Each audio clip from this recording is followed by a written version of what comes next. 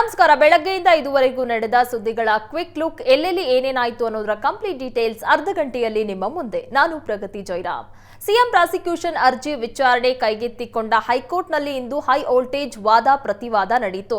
ವಿಚಾರಣೆ ನಡೆಸಿದ high court CM ಸಿದ್ದರಾಮಯ್ಯಗೆ ತಾತ್ಕಾಲಿಕ ರಿಲೀಫ್ ನೀಡಿತು. ಸಿಎಂ ರಾಜೀನಾಮೆಗೆ ಪಟ್ಟು ಹಿಡಿದ ಮೈತ್ರಿ ನಾಯಕರಿಗೆ ಕಾಂಗ್ರೆಸ್ಸಿಗರು ಕೌಂಟರ್ ನೀಡಿದ್ದಾರೆ. ಇದರ ಮಧ್ಯೆ ಪ್ರಾಸಿಕ್ಯೂಷನ್ ಅಮಿತ್ ಶಾ ಕೈವಾಡ ಎಂದು ಶಾಸಕರೊಬ್ಬರು ಬಾಂಬ್ ಸಿಡಿಸಿದ್ದಾರೆ. ಇದೆಲ್ಲದರ ಜೊತೆಗೆ ಮತ್ತಷ್ಟು ಇಂಟ್ರೆಸ್ಟಿಂಗ್ ಸುದ್ದಿಗಳನ್ನು ನೋಡೋಣ ಕರ್ನಾಟಕ ನ್ಯೂಸ್ ಎಕ್ಸ್‌ಪ್ರೆಸ್‌ನಲ್ಲಿ. ಸಿಎಂ ಸಿದ್ದರಾಮಯ್ಯಗೆ ಹೈಕೋರ್ಟ್ ತಾತ್ಕಾಲಿಕ ರಿಲೀಫ್ ನೀಡಿದೆ. ರಾಜ್ಯಪಾಲರ ಪ್ರಾಸಿಕ್ಯೂಷನ್ ಪ್ರಶ್ನೆಗೆ ಸಿಎಂ ಸಿದ್ದರಾಮಯ್ಯ ಹೈಕೋರ್ಟ್ಗೆ ಅರ್ಜಿ ಸಲ್ಲಿಸಿದ್ರು. ಇಂದು ವಿಚಾರಣೆ ನಡೆಸಿದ ಹೈಕೋರ್ಟ್ ನಾಳೆ ಜನಪ್ರತಿನಿಧಿಗಳ ಕೋರ್ಟ್ ಆದೇಶ ನೀಡದಂತೆ ತಡೆ ನೀಡಿದೆ. ಆಗಸ್ಟ್ 29ರವರೆಗೂ ತೀರ್ಪು ನೀಡದಂತೆ ಸೆಷನ್ ಕೋರ್ಟ್ಗೆ ಹೈಕೋರ್ಟ್ ಸೂಚನೆ ನೀಡಿದೆ.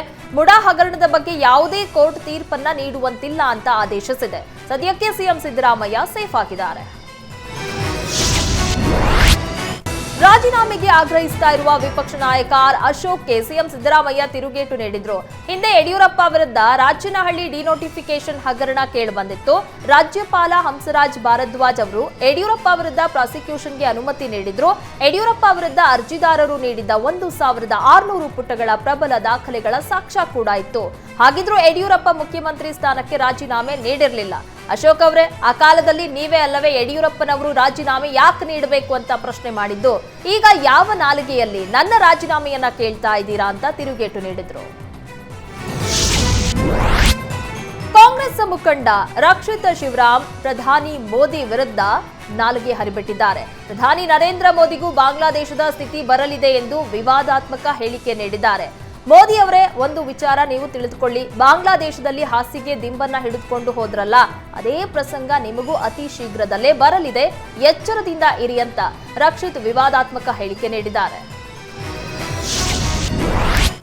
ಸಿಎಂ ಸಿದ್ದರಾಮಯ್ಯ ವಿರುದ್ಧ ಮಾಜಿ ಸಚಿವ ಅರಗ ಜ್ಞಾನೇಂದ್ರ ಕಿಡಿಕಾರಿದ್ದಾರೆ. ಯಾವ ಕಪ್ಪು ಚುಕ್ಕೆ ಇಲ್ಲ ಎಂದು ಸಿಎಂ ಹೇಳ್ತಾರೆ. ಇವತ್ತು ಸಿಎಂ ತುಂಬಾ ಕಪ್ಪು ಚುಕ್ಕೆ ತುಂಬಿಕೊಂಡಿದೆ ಅಂತ ಲೇವಡಿ ಮಾಡಿದ್ರು. ಸಿಎಂ ಸಿದ್ದರಾಮಯ್ಯ ಈಗ ಅಶುದ್ಧ ಆಗಿದ್ದಾರೆ. ರಾಜ್ಯಪಾಲರ ಪ್ರತಿಕೃತಿಗೆ ಬೆಂಕಿ ಹಚ್ಚಿದ್ದಾರೆ. ಕಾಂಗ್ರೆಸ್ ನಾಯಕರಿಗೆ ನಾಚಿಕೆ ಆಗಲ್ವಾ ಅಂತ ಆಕ್ರೋಶ ಹೊರಹಾಕಿದ್ರು. ಸಿಎಂ ಸಿದ್ದರಾಮಯ್ಯ ವಿರುದ್ಧ ಡಿವಿ ಸದಾನಂದಗೌಡ ಆಕ್ರೋಶ ಹೊರಹಾಕಿದ್ದಾರೆ. ಸಿದ್ದರಾಮಯ್ಯ ಸತ್ಯ ಹರಿಶ್ಚಂದ್ರರಾಗಿದ್ದರೆ ಸಿಎಂ ಸ್ಥಾನದಿಂದ ಕೆಳಗಿಳಿಯಲಿ ಅಂತ ಸವಾಲ್ ಹಾಕಿದ್ರು. ರಾಜ್ಯಪಾಲರು ಕೊಟ್ಟ ಅವಕಾಶ ಸಿದ್ದರಾಮಯ್ಯ ದುರುಪಯೋಗ ಮಾಡಿದ್ದಾರೆ. ನಿರಪರಾಧಿ ಎಂದು ಸಾಧಿಸಬೇಕಾದ ವಿಷಯದ ಪ್ರಸ್ತಾಪ ಮಾಡಿಲ್ಲ. ಬದಲಿಗೆ ಕ್ಯಾಬಿನೆಟ್ ಮೂಲಕ ರಾಜ್ಯಪಾಲರನ್ನೇ ತಡೆಯಲು ಯತ್ನಿಸಿದ್ದಾರೆ. ಅವರ ಕೈ ಕೆಳಗಿನ ಅಧಿಕಾರಿಗಳಿಂದಲೇ ವಿಚಾರಣೆ ನಡೆಯುತ್ತೆ. ಅದರ ಫಲಿತಾಂಶ ಏನಾಗಬಹುದು ಎಂಬುದು ಎಲ್ಲರಿಗೂ ತಿಳಿದಿದೆ ಅಂತ ಆಕ್ರೋಶ ಹೊರಹಾಕಿದ್ರು. ಸಿಎಂ ಸಿದ್ದರಾಮಯ್ಯ ಪರ ಬಿಆರ್ ಪಾಟೀಲ್ ಬ್ಯಾಟಿಂಗ್ ಮಾಡಿದ್ದಾರೆ. ಯಾರಪ್ಪ ಬಂದ್ರು ಸಿದ್ದರಾಮಯ್ಯ ರಾಜೀನಾಮೆ ಕೊಡಲ್ಲ. ಸಿಎಂ ಸಿದ್ದರಾಮಯ್ಯ ಯಾವುದೇ ತಪ್ಪು ಮಾಡಿಲ್ಲ. ಸುಭದ್ರ ಸರ್ಕಾರ ಅಸ್ಥಿರಗೊಳಿಸೋದಕ್ಕೆ ಕೇಂದ್ರ ಬಿಜೆಪಿ ಯತ್ನ ಮಾಡ್ತಾ ಇದೆ. ಯಡಿಯೂರಪ್ಪ ಪ್ರಕರಣಕ್ಕೂ ಈ ಕೇಸ್ಗೂ ವ್ಯತ್ಯಾಸ ಇದೆ. ಯಾವನೋ ಒಬ್ಬ ಭ್ರಷ್ಟ ದೂರು ಕೊಟ್ಟಿದ್ದಾನೆ, ರಾಜ್ಯಪಾಲರು ಪ್ರಾಸಿಕ್ಯೂಷನ್ಗೆ ಅನುಮತಿ ಕೊಡ್ತಾರೆ ಅಂದ್ರೆ ಏನರ್ಥ ಅಂತ ವಾಗ್ದಾಳಿ ಮಾಡಿದ್ರು.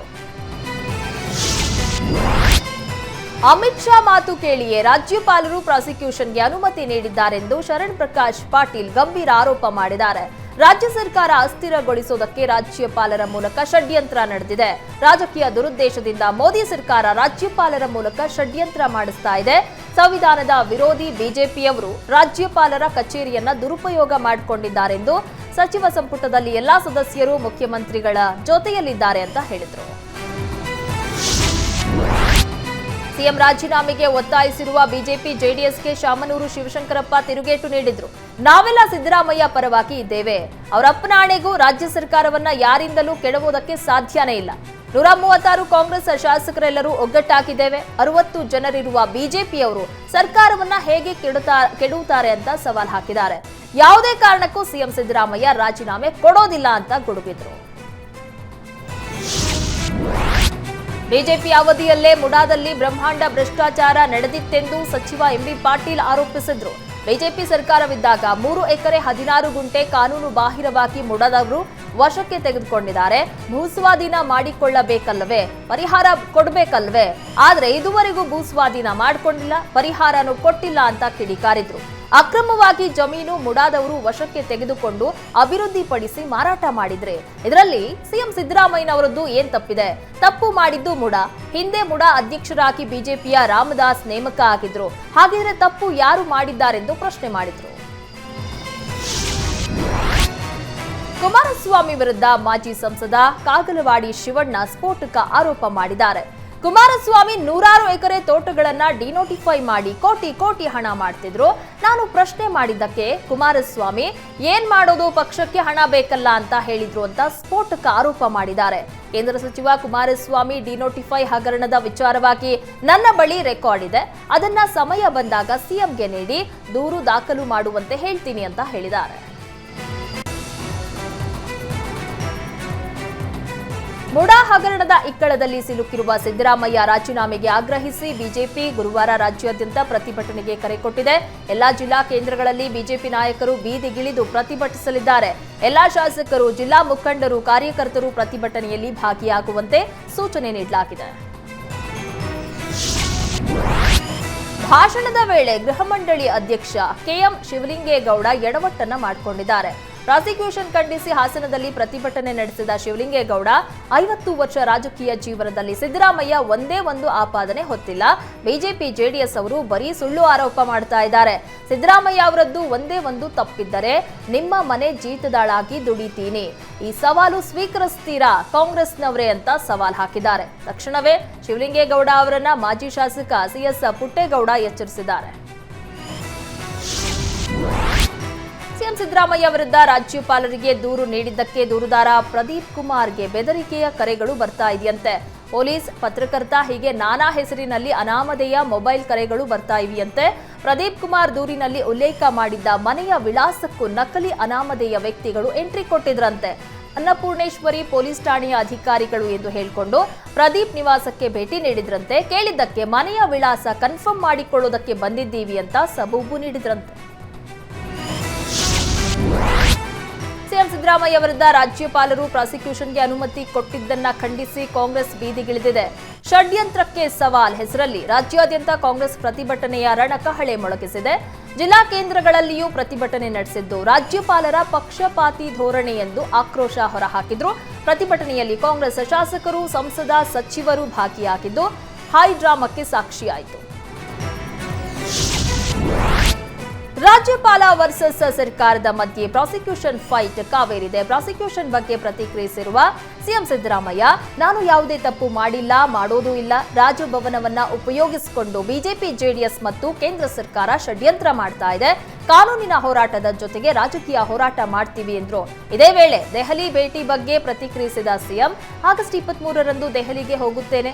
ಖರ್ಗೆ ಅವರು ಭೇಟಿ ಮಾಡೋಕೆ ಇಲ್ಲಿಗೆ ಬಂದಿದ್ರು. ಶುಕ್ರವಾರ ನಾನು ಬರ್ತೀನಿ ಅಂತ ಹೇಳಿದ್ದೇನೆ ಅಂತ ಸಿಎಂ ಹೇಳಿದ್ರು.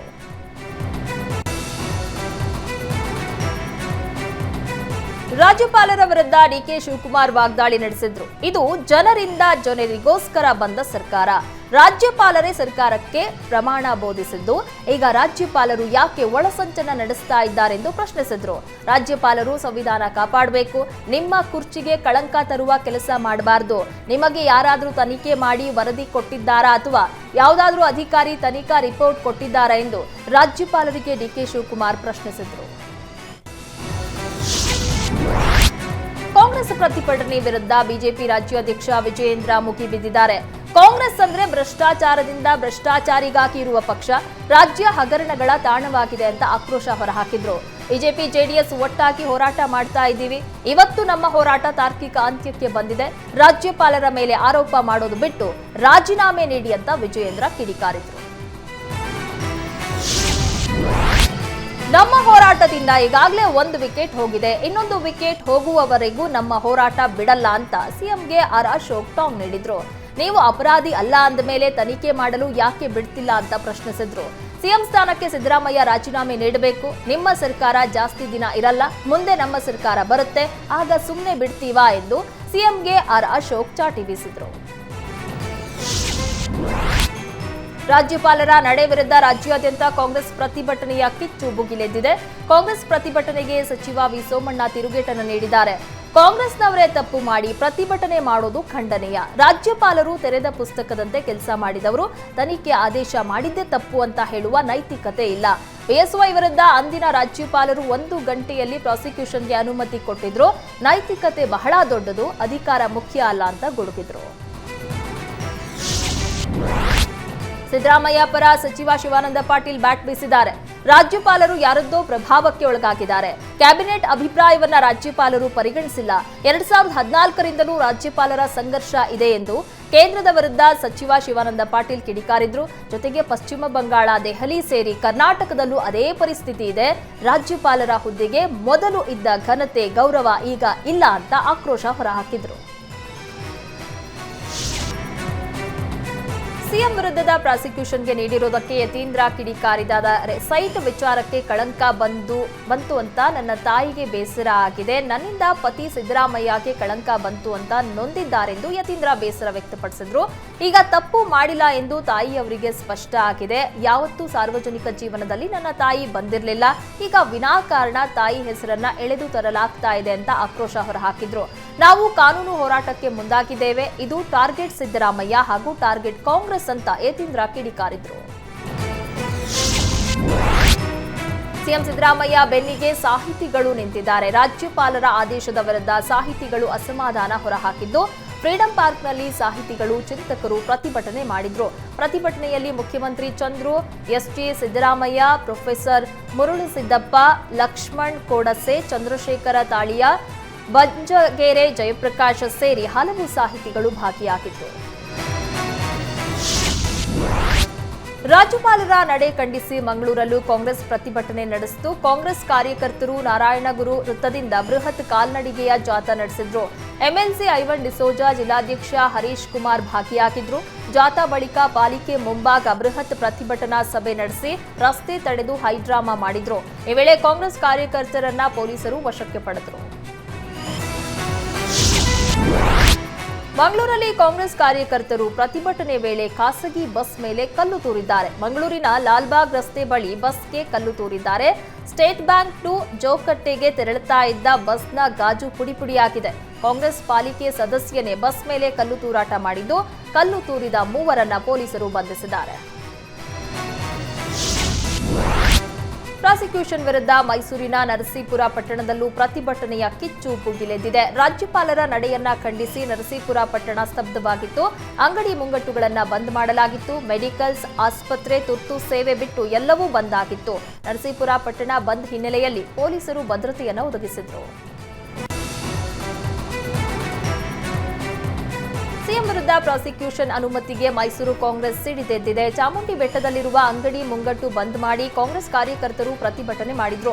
ಪ್ರತಿಭಟನೆಯಲ್ಲಿ ಚಾಮುಂಡಿ ಬೆಟ್ಟದ ಗ್ರಾಮಸ್ಥರು, ವ್ಯಾಪಾರಸ್ಥರು ಭಾಗಿಯಾಗಿದ್ರು. ಸಿಎಂ ಪರ ಸುದ್ದಿಗೋಷ್ಠಿ ನಡೆಸ್ತಾ ಇದ್ದಾಗ ಹೃದಯಾಘಾತದಿಂದ ಕೋಲಾರ ಕಾಂಗ್ರೆಸ್ ಮುಖಂಡ ರವಿಚಂದ್ರನ್ ಮೃತಪಟ್ಟಿದ್ದಾರೆ. ಬೆಂಗಳೂರಿನ ಪ್ರೆಸ್ ಕ್ಲಬ್ನಲ್ಲಿ ಸುದ್ದಿಗೋಷ್ಠಿ ನಡೆಸ್ತಾ ಇದ್ದ ರವಿಚಂದ್ರನ್ ಮಾತನಾಡ್ತಾ ಇರುವಾಗಲೇ ಕುರ್ಚಿಯಿಂದ ಏಕಾಏಕಿ ಕುಸಿದು ಬಿದ್ದಿದ್ದಾರೆ. ಆಸ್ಪತ್ರೆಗೆ ಹೋಗೋ ಮಾರ್ಗ ಮಧ್ಯೆ ರವಿಚಂದ್ರನ್ ಮೃತಪಟ್ಟಿದ್ದಾರೆ.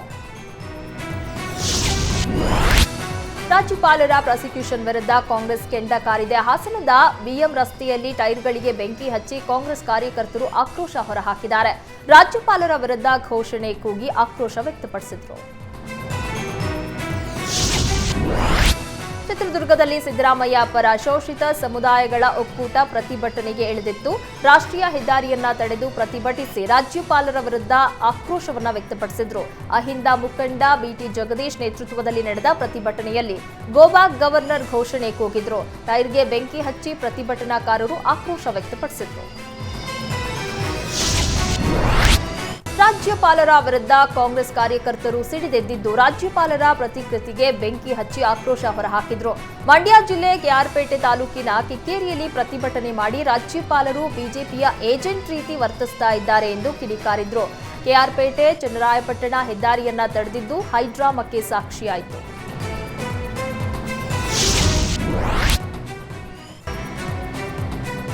ದಾವಣಗೆರೆಯ ಅಂಬೇಡ್ಕರ್ ಸರ್ಕಲ್ನಲ್ಲಿ ಕಾಂಗ್ರೆಸ್ ಪ್ರತಿಭಟನೆ ಮಾಡಿದ್ದು, ಅಂಬೇಡ್ಕರ್ ಪ್ರತಿಮೆ ಮುಂಭಾಗ ರಾಜ್ಯಪಾಲರ ಅಣಕು ಶವಯಾತ್ರೆ ಮಾಡಿ ಕಾಂಗ್ರೆಸ್ ಕಾರ್ಯಕರ್ತರು ಆಕ್ರೋಶ ಹೊರಹಾಕಿದ್ರು. ಬಿಜೆಪಿ ಕೈಗೊಂಬೆಯಾಗಿರುವ ರಾಜ್ಯಪಾಲರಿಗೆ ಧಿಕ್ಕಾರ ಎಂದು ಕೂಗಿ ಆಕ್ರೋಶ ಹೊರಹಾಕಿದರು. ರಾಯಚೂರಿನಲ್ಲಿ ಜಿಲ್ಲಾ ಕಾಂಗ್ರೆಸ್ ನಾಯಕರ ಮಧ್ಯೆಯೇ ಗಲಾಟೆ ನಡೆದಿದೆ. ಪ್ರತಿಭಟನೆಯ ವೇದಿಕೆಯಲ್ಲಿ ಕುರ್ಚಿ ವಿಚಾರಕ್ಕೆ ಗಲಾಟೆ ಆಗಿದ್ದು, ಮೊದಲು ಎಂಎಲ್ಸಿ ವಸಂತ್ ಕುಮಾರ್ ಜೊತೆ ಕಾಂಗ್ರೆಸ್ ಮುಖಂಡ ಜಿಂದಪ್ಪ ನಡುವೆ ವಾಗ್ವಾದ ನಡೆಯಿತು. ಬಳಿಕ ಮತ್ತೊಬ್ಬ ಮುಖಂಡ ಬಾಬರ್ ಜೊತೆಗೂ ಮಾತಿನ ಚಕಮಕಿ ನಡೆದಿದ್ದು, ಕೈ ಮಿಲಾಯಿಸುವ ಹಂತಕ್ಕೆ ನಾಯಕರು ಹೋಗಿದ್ರು. ಈ ವೇಳೆ ಇಬ್ಬರನ್ನು ಪೊಲೀಸರು ಸಮಾಧಾನಪಡಿಸಿದರು. ರಾಜ್ಯಪಾಲ ಗೆಹ್ಲೋಟ್ ಹಾಗೂ ಬಿಜೆಪಿ ವಿರುದ್ಧ ಉಡುಪಿ ಜಿಲ್ಲಾ ಕಾಂಗ್ರೆಸ್ ಪ್ರತಿಭಟನೆ ನಡೆಸಿದೆ. ಮಾಜಿ ಸಚಿವ ವಿನಯ್ ಕುಮಾರ್ ಸೊರಕೆ ನೇತೃತ್ವದಲ್ಲಿ ಪ್ರತಿಭಟನೆ ನಡೆಯಿತು. ಉಡುಪಿಯ ಹುತಾತ್ಮ ಜಂಕ್ಷನ್ನಿಂದ ಕಾಂಗ್ರೆಸ್ ನಾಯಕರು ಪಾದಯಾತ್ರೆ ಮಾಡಿ ಆಕ್ರೋಶ ಹೊರಹಾಕಿದರು.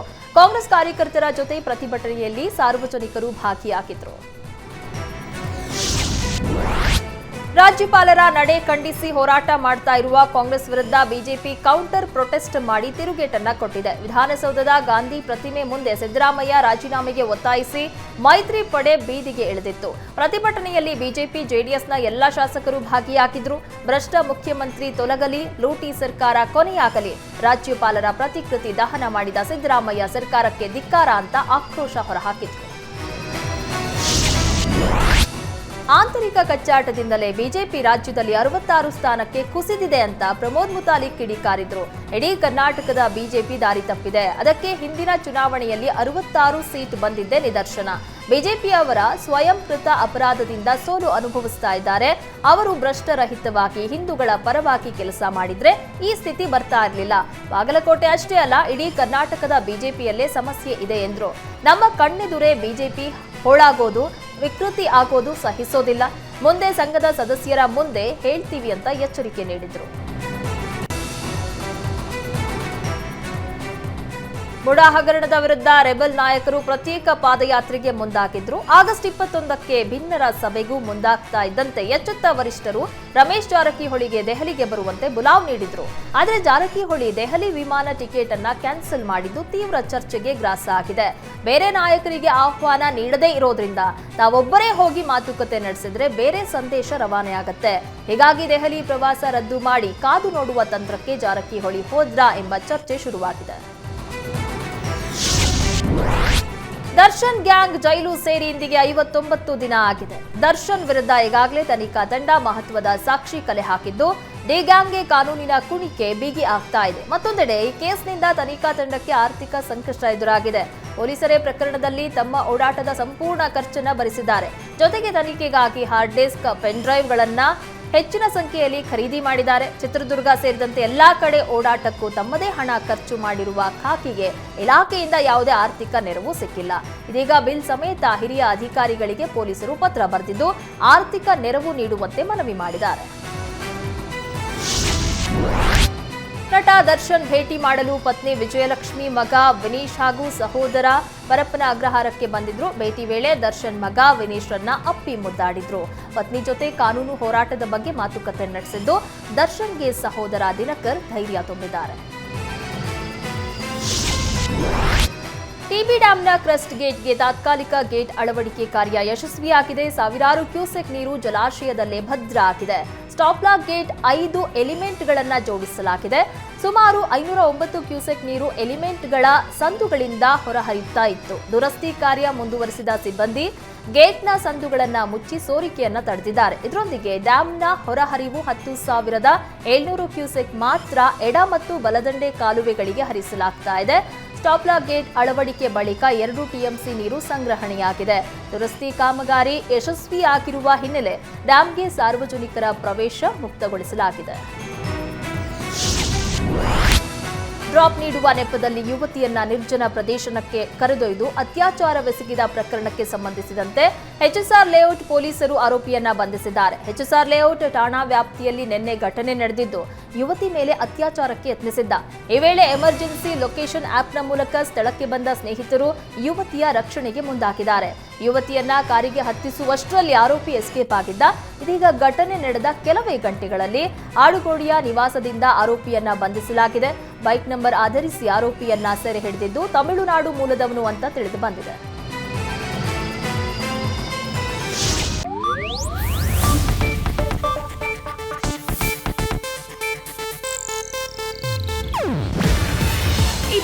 ಏಷ್ಯಾನೆಟ್ ನ್ಯೂಸ್ ನೆಟ್ವರ್ಕ್ ಪ್ರಸ್ತುತಿ. ನೀವು ನೋಡ್ತಿದ್ದೀರಾ ಏಷ್ಯಾನೆಟ್ ಸುವರ್ಣ ನ್ಯೂಸ್.